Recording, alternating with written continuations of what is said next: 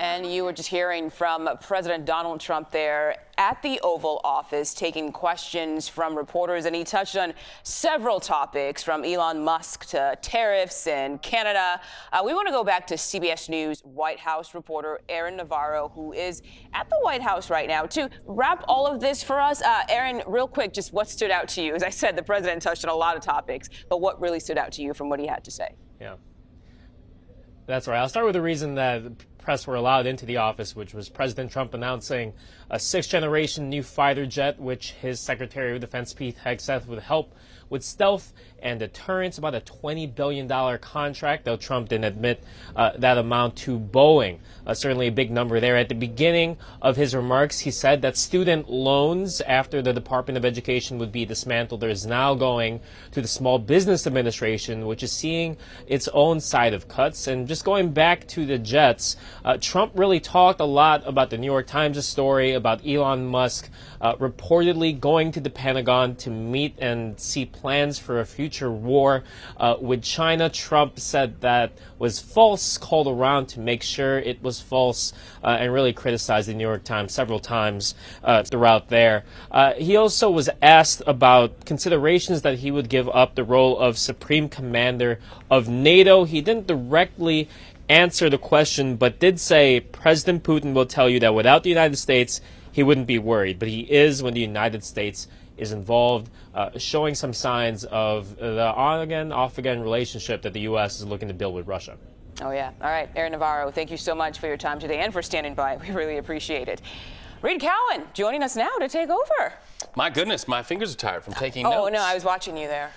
What an experience that was. Okay, Mugo. It's quite something. I think you need a break, deserve a break. Thank you so much. We'll pick it up and take over from here. So let's bring in CBS News senior national security correspondent Charlie D'Agata. Charlie, let's talk about those fighter jets. You are joining us live from the Pentagon right now. What do you know about these? Because it's a big spend to get them in the sky.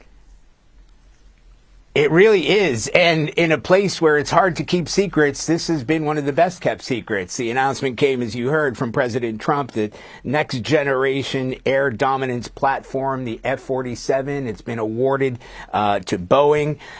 It is, General Alvin, who from the Air Force was talking about its stealth capabilities. President Trump said that it works well with drones, which is something I had not expected, but I guess there's going to be some operational questions about that. But this is the sixth generation jet. You know, we had the F-15, F-16, F-22, F-35, and this is a generational step forward. We haven't been able to see much of it. There's just one sort of blurred image in the Oval Office, and we certainly haven't seen anything since.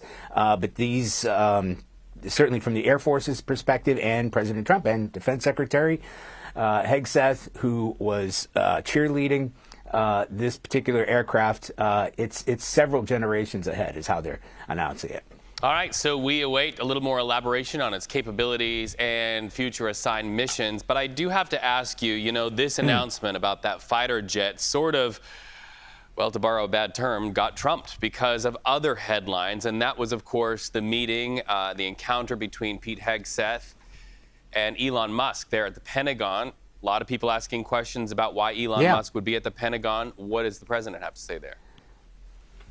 So, so last night, you know, we got a sort of heads up that the meeting at the Oval Office is going to be about the jet and that announcement. We also knew that Elon Musk was going to be visiting. The Defense Department had said that, sort of announced it, or didn't deny it. And I was here. He arrived at about 9 o'clock. He left at 10:21, if you're counting. He was asked what they talked about. He said, well, I'm not going to tell you. And he said he's been here several times. We know that he has been here before. You know, he has his contracts in the DOD are broad and deep. Aside from SpaceX, there are several other defense contracts that Elon Musk and his organizations are intertwined with here. The big question was from that New York Times article as to whether he had access to classified information about China. They were specific about 25 to 30 slides that he would have had. Obviously, this is a conflict of interest because Elon Musk has several business associations in China. He has spoken favorably about China in the past. And, you know, you and I know, Reed, that when it comes to China, they call it a pacing threat.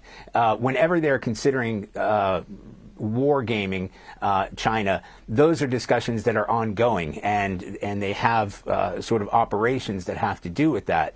So even if you're talking in a broad sense, that may have happened. I'm trying to get to the bottom of that. Like, if he had come to this the DOD to speak with Pete Hegseth, it stands to reason that China would have come up. Now, whether or not he had access to classified information is something that's being fiercely debated here. I mean, Chief Spokesman Sean Parnell, he posted on X, he was interviewed, and he really tore into the New York Times and actually demanded a retraction.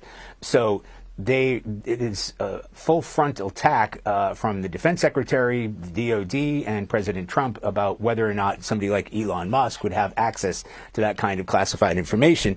Hegseth calling Elon Musk a patriot and an innovator. President Trump, interestingly, said that he was here to discuss Doge. That was not something that had come up. I mean, what we were told is that he was here to talk about interaction and innovation. And again, this is an individual who has many broad and deep contracts with the DOD, even before this current administration. And he has met with other defense secretaries even before this administration because of those. So, you know, it's not exceptional to see somebody like Elon Musk here. His Doge individuals are here. I've seen them walking in the halls. You know, they don't keep a low profile. So there are interactions between Elon Musk and his organizations and the DOD. The real question, and they're denying as to whether or not he had access to classified information in terms of any military action in China. Well, Charlie, we know this. Part of the privilege of what we do as journalists is the chance to get that one important question in to the leader of the free world when we are allowed in those rooms. After seeing some of the questions that were asked of the president in that wide-ranging news conference, I'm glad you are where you are to ask some tough questions. They are needed these days. Charlie D'Agata, thank you so much.